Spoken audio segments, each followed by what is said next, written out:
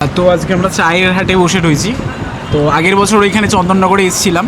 তো এইখানকার অ্যাম্বিয়েন্স তো দারুণই ছিল, খাবারের কোয়ালিটিও ভালো, কম বেশি। আগেরবার এসেছিলাম যখন, তখনও আমরা এরকমই কিছু একটা আইটেম নিয়েছিলাম, বিরিয়ানি আর চিকেন চাপ, স্টার্টারে আরও স্ন্যাক্স ছিল, যা ভালো ছিল।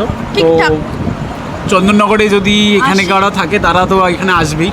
আর আমাদের কলকাতা সাইড থেকে যদি কেউ এখানে আসে, রানীমার মণ্ডপ থেকে বাদিকে সোজা রাস্তায় চলে আসলে এইটা পড়ে, এই জায়গাটা পড়ে। তো এখানে ভিজিট করতে পারো। তো খুবই ভালো এখানকার খাওয়া দাওয়া, অ্যাম্বিয়েন্স, এখানকার ব্যবহার সবই ঠিক আছে। আর সব থেকে বেশি ভালো লাগে হচ্ছে স্টার্টারের আইটেমগুলো, যেগুলো ফ্রাইড আইটেম, ওগুলো বেশি ভালো।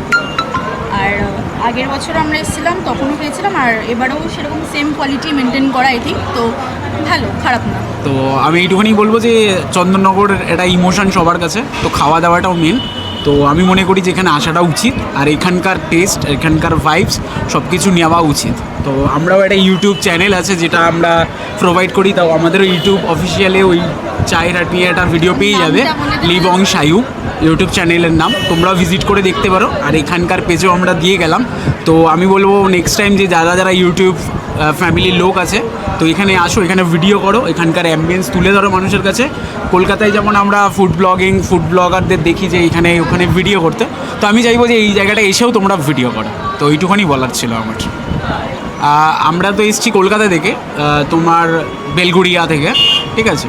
তো ওখান থেকে আমরা প্রত্যেকবারই এখানে ভিজিট করি চন্দননগরে, যতবারই আসি আমরা এখানে খাই, খাওয়া দাওয়া করি। 2-3 বছর ধরে এখানে খেয়েছি আমরা।